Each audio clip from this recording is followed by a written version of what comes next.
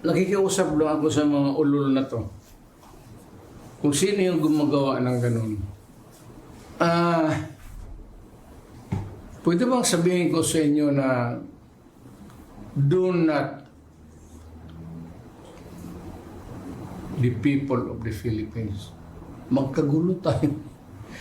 Huwag ninyo kaming isali, buhay pa ako.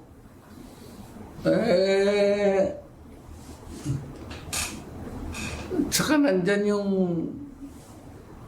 military pati police, hindi papayag ng I know them. The ever vigilant na military pati police. Hindi papayag ng gano'n.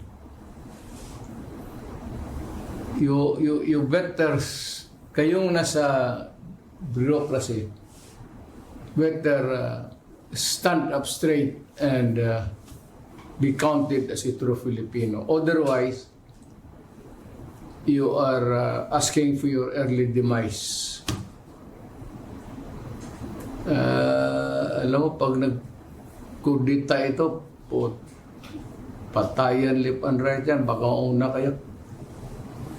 Alam mo, ang ayaw ng sundalo, naghihirap na nga sila para sa bayan, tapos nanakawan pa ninyo ng pera.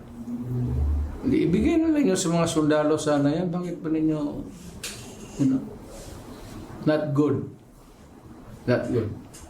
Dagdag na lang nyo sa edukasyon sa mga bata. Yung sa mga disasters, dagdagan ninyo. Yung ano talaga, edukasyon, pati yung mga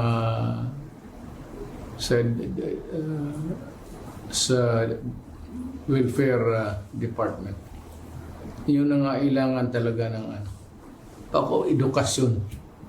Dagdag na lang ninyo, huwag ninyo sayangan yung pera. Yan lang ang payo ko sa inyo. Sabi, nag-warning ako sa inyo, huwag kayong gumagawa ng ganon. Pagka marami, hindi papayag ang soldado niya.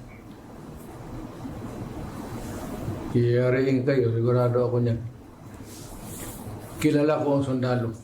Naging presidente ako. Napipigilan lang.